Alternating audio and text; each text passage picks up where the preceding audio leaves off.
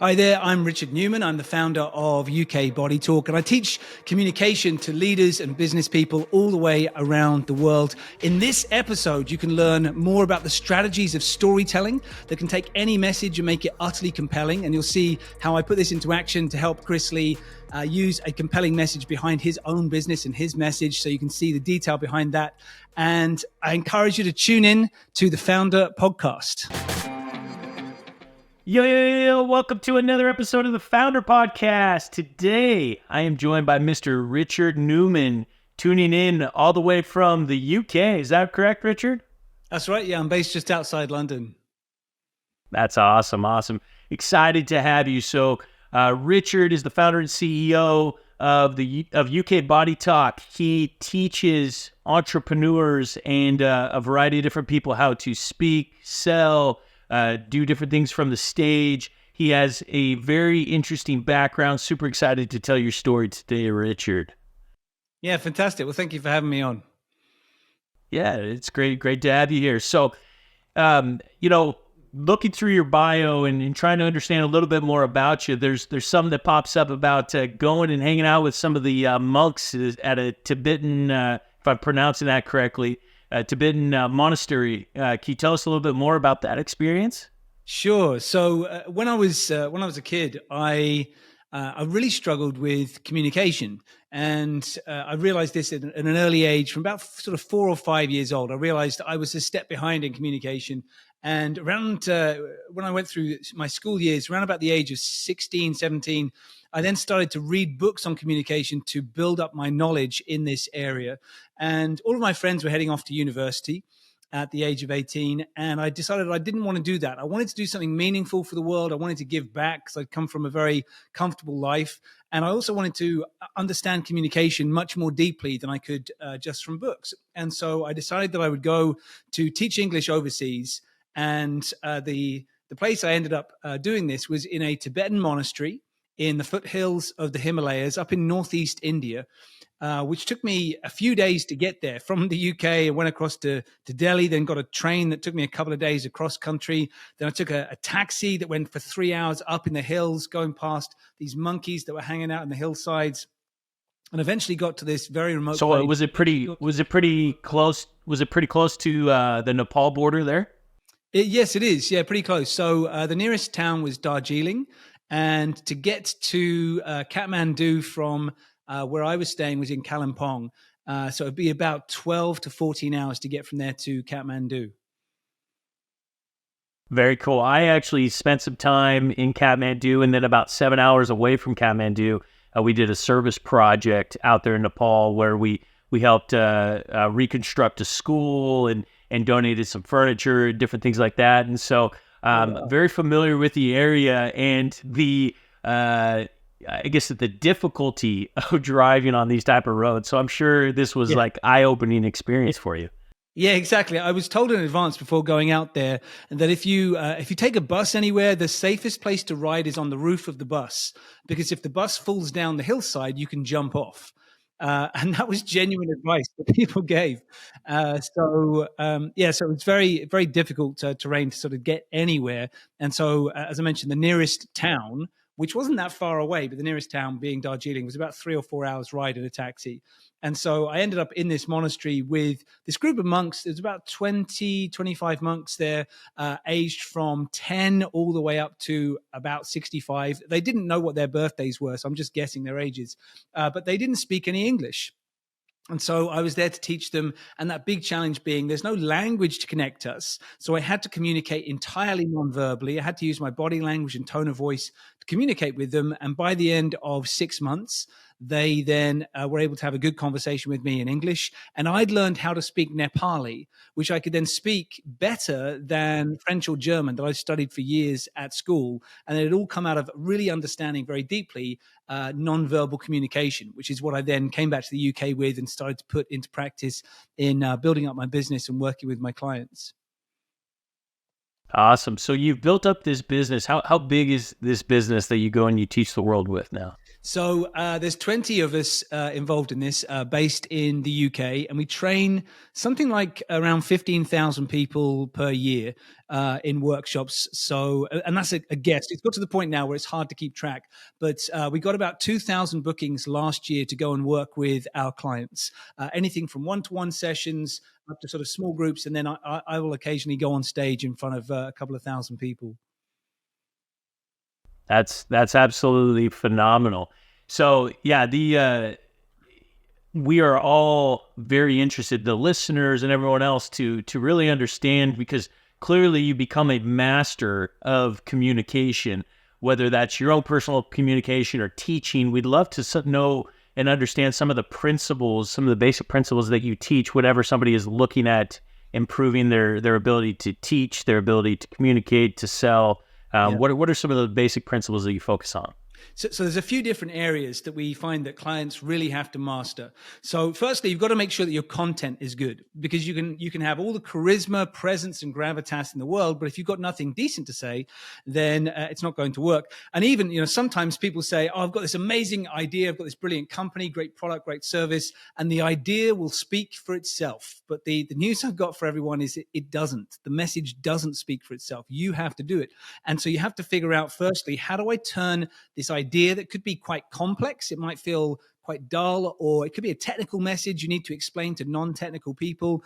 You have to figure out how you're going to change that into a story format that anybody around the world is going to engage with. Because the reason this is so important is that if you say to someone, "Hey, that meeting you went into last week where you saw some spreadsheets and some PowerPoint slides, tell me everything you learned," and they'll say, "I can't remember. I mean, Bill was presenting. I think there was a graph halfway through. I don't really remember."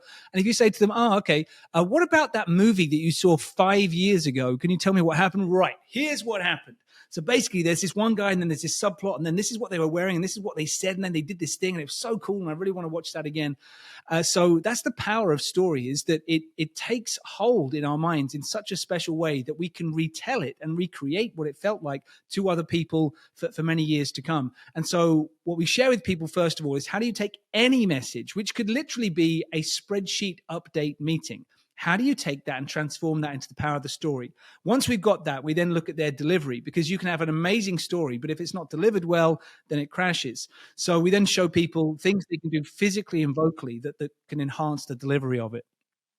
Absolutely. Let's dive a little bit deeper into that. So for those that are watching this visually on YouTube or Spotify, one thing you'll notice about Richard, he's speaking a lot with his hands, which always tells me and indicates to me that this guy is an awesome communicator. Those that are able to utilize the visual aspects are definitely impactful. So let's talk deeper about what are the key attributes of an incredible story and portraying that story to the crowd that you want that to sink home. Yeah, it's a really great question, because so many people have talked about storytelling, particularly in business, for about the last 10 years. It's been this buzz term. Everyone's saying, yes, we need more storytelling. But so many people misunderstand what that is. Some people think it's about talking about what they did on the weekend and telling it as a story, or people think it's about telling historical anecdotes and linking it to your message. And actually, it's not about that. It's about the structure. So there was a guy called Joseph Campbell who wrote this book called The Hero with a Thousand Faces. And he was a mythologist. And this is going back to the 1940s, 1950s when he was doing this. And he looked at the way that people have structured stories as civilizations around the world across the course of the last many thousands of years. And he found, if you look all the way back 3,000 years to the story of Gilgamesh, it is chipped into stone tablets. It has the same structure that you can find over 1,000 years later being used by the ancient Greeks. And over 1,000 years later, Shakespeare was using the same structure. And yet these civilizations had no contact with each other. So they weren't passing on wisdom. We just inherently, as human beings, know that this is how a story should be structured. And if you understand it, you can use it day to day. So the simple principles for people to think about is the reason that stories have been told the same way for thousands of years is because of how the human brain is structured. So if you want to tell a really compelling story, you have to engage the survival mind, then the emotional mind, and then the logical mind. And if you engage those three parts of the brain in that order, people feel compelled to take action at the end. So how do you do that? Just to give people a bit more of a sense of it. First of all, to engage the survival mind. This is what always happens in a story. What do we see in a story? I'll give you an example. I'm just currently watching with my kids the Hobbit movies. I haven't seen the Hobbit movies before, and I've never actually read it, but it just gives you that very classic storytelling. At the beginning of The Hobbit, what do we see? We see Bilbo Baggins, who's living in the Shire in Middle-earth, and he has this lovely life. It's called the ordinary world. And then the ordinary world is thrown out of whack. Why? Because all these people suddenly descend on his house, and they say, we're going on a mission, and you're going to be the burglar, and we're going off over here, and that's the call to adventure. And he gets told that, if you don't come with us, then life is, as we know, is going to be destroyed, and things will never be the same again. And so there is that disruption of the ordinary world that makes him think, I'd better go on this adventure. I have to. The mentor that I've met with says I must go off to the extraordinary world and explore more of myself. And so to take that to a business context, well, what do? People are living in the ordinary world. And what we need to do is to disrupt that ordinary world. Otherwise, they will just keep on doing everything they've been doing. And so what's important to do is to highlight for people something they care about, and not something you care about as a business owner or pitch or a leader or so on, but think about, who is my audience and what is a challenge they care so deeply about that if I mention it, then suddenly they will feel compelled to listen. They'll say, yes, that's the thing that's keeping me awake at night. And suddenly you've ignited the survival mind. Once you've done that, you then want to engage the emotional mind. And the emotional mind is where you, in business terms, you could say something along the lines of, I understand you're dealing with this business challenge right now. What if 3 months from now, we were able to transform this situation for you where you're spending 3 hours less per week worrying about this issue? We could do it for virtually no money, and we can do this in a way that is able to put the vision you have for the company into practice in far less time than you imagined. What if we could do that for you? And suddenly the person's thinking, that is amazing. I'd love to. I want to go on this quest. I want to go on this adventure. Just like Gandalf says to Bilbo Baggins. He says, come with me. We're going on an adventure. This is going to transform who you are and transform the lives of everybody else. And so suddenly the emotional mind is engaged, but then the logical mind kicks in and says, whoa, hang on a second. We're getting really excited here. What do you mean? Tell me, give me some evidence here. And that's when you have to give people in business proof. And you need to go through, how exactly is this going to work? You're going to get from this challenge they currently care about across to a better life that they would like to experience. How does that work? And give them some evidence. And so you go through then that journey from where you are in the ordinary world towards the extraordinary world and a better future. So you can actually do that. We show people how to do this with spreadsheets. We also show people how to do this with sales pitches. And the biggest one we've worked on to give people some sense of evidence behind this, the biggest one we worked on was worth $800 million, where we worked with the client, and I was coaching the CEO and the group that they'd put together to pitch on this. They'd been working on the pitch for over a year, somewhere between a year to 18 months. They got down to the final three, and they'd been told the day before the final pitch they were in third place. And we worked with them on their storytelling skills and on their physical delivery skills. And we managed to help them get from third place to first place in the space of the final pitch. So it can work on every kind of scale, from a conversation to a massive life-changing pitch. Very cool. So I'm over here taking notes because, I always love a great formula or a great structure of putting anything together. And everybody, I teach sales. That's one of my backgrounds, that I've always taught sales and built out incredible sales organizations and whatnot. And so just the way that you've broken this down, I really love. So for me, what I've taken down, you got the 3 different levels: survival, emotional, logical. Survival is really the identifying the pain that people are currently in, that need to survive, that need to get through, a pain point that's really hitting home for them. The emotional is painting the dream of what's possible, and putting that out there of like, what if you could get outside of this pain or whatnot, and then justifying it with logic, giving proof, evidence, maybe testimonials, whatever it may be, that really dial in and the really logical side of it. So yeah, I love that, man. That's a great framework for telling a story. Yeah, thanks. It's one that, keep going. yeah, it's one that, what I love about it is that no matter who we teach it to, no matter where they are in the world, it's so practical and simple, they can instantly create it. So we'll do this with audiences where sometimes I'll teach it on stage in front of a few hundred people. And I'll say, now that I've taught it to you, I'm going to give you 6 minutes to go and write a pitch for your business. You can either pitch the business or you can pitch an idea to somebody inside this business. And I say, you got 6 minutes. And they'll look at me like, what do you mean? You're crazy. 6 minutes. I say, that's all you need because it's so intuitive. And off they go. They take 6 minutes and then they go and pitch to other people in the room. And they say, well, that's a better presentation. I spent 4 days last week creating a presentation, and this one in 6 minutes is better because it's going in the right direction, the direction the brain wants to go in when it hears information. This is awesome. So I want to take this podcast a little bit different direction than maybe you've ever done before. Maybe you've done this with other people. Let's use this as a personal mentoring for me. So I speak on stage, and I'm writing books right now and doing different things. I'll tell you kind of who my target audience is and what I'm a master at. And I would love to hear the story or the pitch that you do with this, just to kind of give it live for the audience to see how this is actually applicable.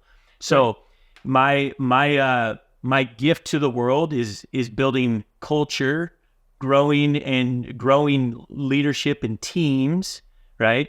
And scaling, right? So those are like the biggest things that I have to bring to society, is like building culture through teams and networking and growth. So end user, most of my end users are entrepreneurs, typically small business owners. People are in a lot of people that follow me are in the home service or home product space. So they sell, things like solar or roofing or windows or those type of things. How would you position what I do in a small time frame that to be pitched from the stage? Yeah, great. So let's say that you're speaking to these entrepreneurs, people who are building up businesses around home service and so on. If you've been doing this a while, then you'll know, roughly speaking, what kind of barriers they're running into in trying to build a team and trying to scale. They're getting stuck around various things. And so the place that you would start is speaking to them as if you know them, to the point where they think, has this guy been following me around? How does he even know that I'm worrying about this? And so just share with me for a moment, if you were speaking to them, what do you think is the biggest challenge they face in aiming to scale and aiming to build a positive culture and aiming to build leadership around their business? What's the challenge they're facing there? Yeah, it would be recruiting top quality talent. It would be structuring pay or competing for both talent and the service, because a lot of times these guys are in the commodity type space, right? And so really separating their product or their offer from everyone else and being a differentiator, right, in the space. Yeah. Being able to scale from 2 chucks in a truck to having 18, 19 locations, right? Like their biggest pain is that they can't replicate their standard operating procedures aren't dialed in. They're very people dependent rather than process dependent. I would say those are many of the pains that are felt by these people. Great.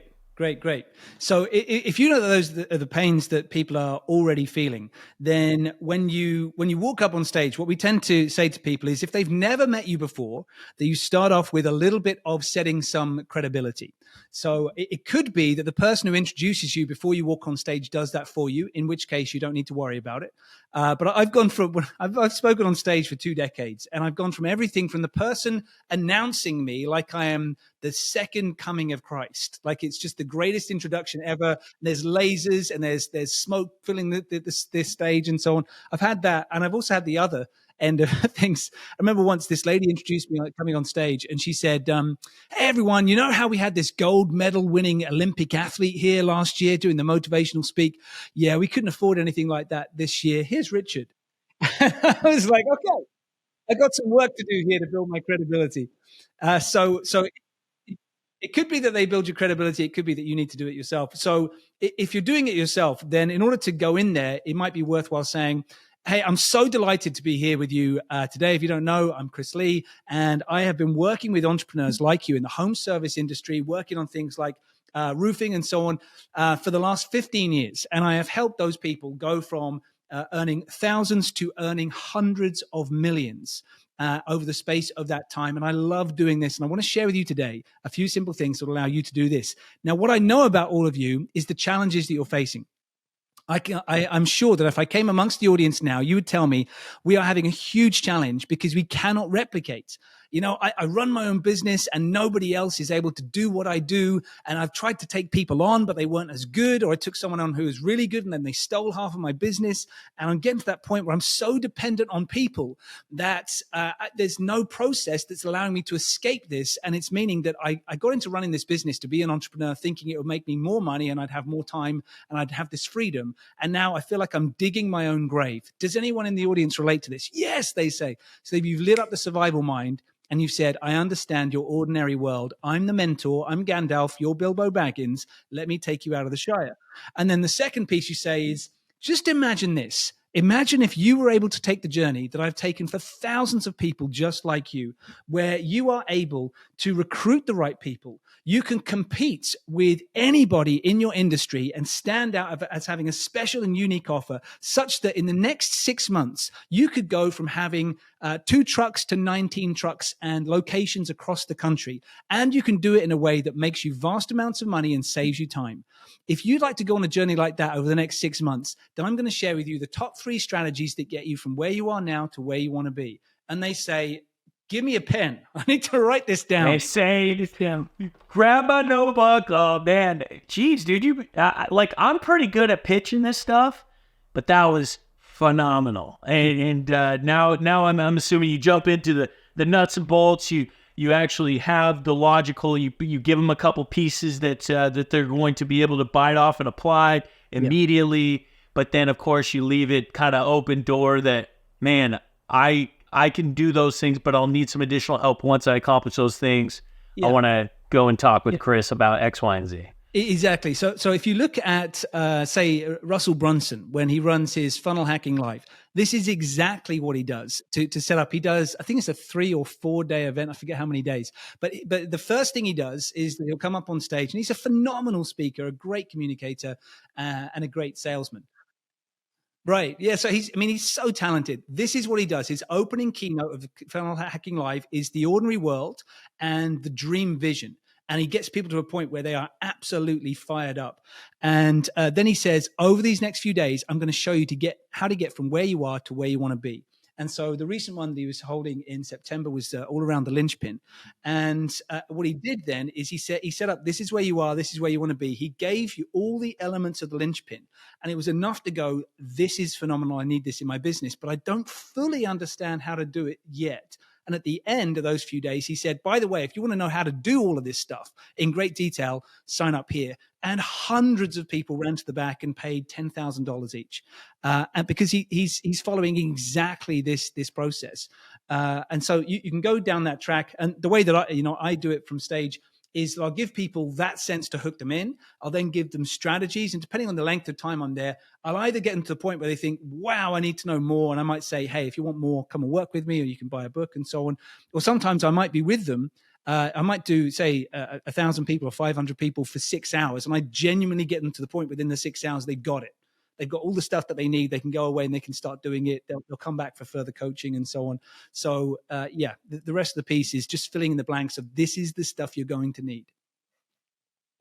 Man, that right there, the last 12 minutes of this podcast, for those that are listening, rewind, listen to it again. Like, he is giving you the exact structure. And this isn't just from, pitching from the stage. This is a one-on-one sales pitch with a customer, right? Like being able to identify the pain that a customer is currently in. So initially introducing yourself, whatever company you're with, what justifies you being there, catching them in, identifying their pain, telling the story of, imagine what would it be like. So, like, for example, I ran a solar business for forever, right?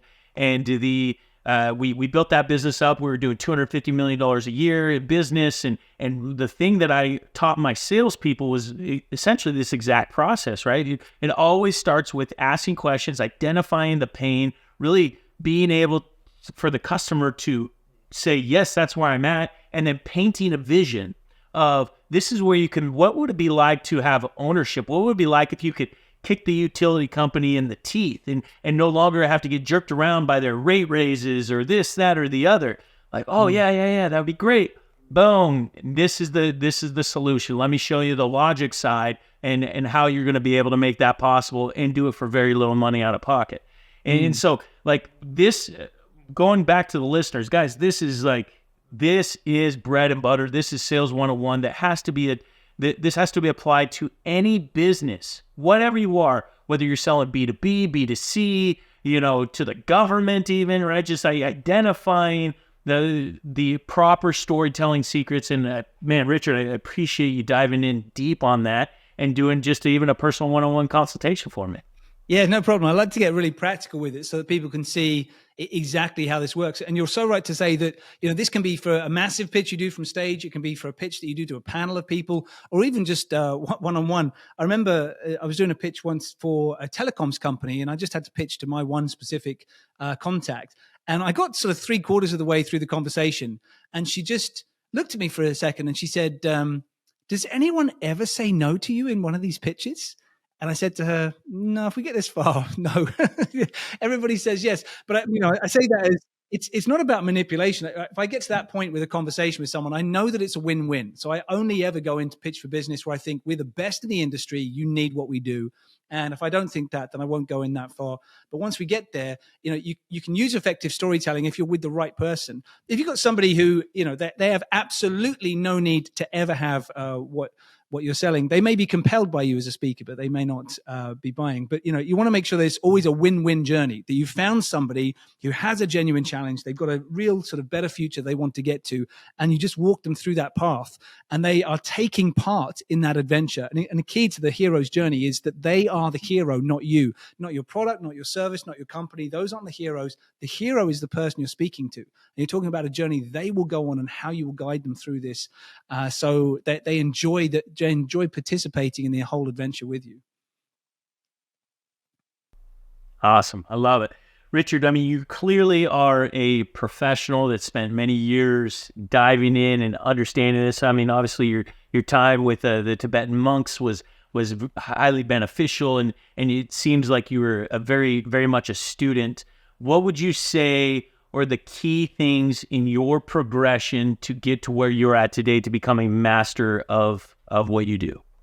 So there's been many things, really. I mean, from the age of 16 to about the age of 25, I read around about 200 books in the area of communication. I was really fascinated with it. And I thought it got to the point where I was reading books thinking I've learned all of this before, but I thought if I can just get one extra refinement on one area of communication, it'll be worth it. And I was reading things around stage presence, storytelling, body language, whatever it was, just to get an extra edge there. And so I went from a place, and this is actually a strategy that comes from something called the Zulu principle, where I read about this many years back, where somebody who sort of lived in a town in the UK went off to go on holiday and learn about Zulus, and came back home and happened to go to a community meeting and realized they knew more about Zulus than anyone in their community. Then they studied a bit more about it and realized, actually, I now know more about Zulus than anyone in the country.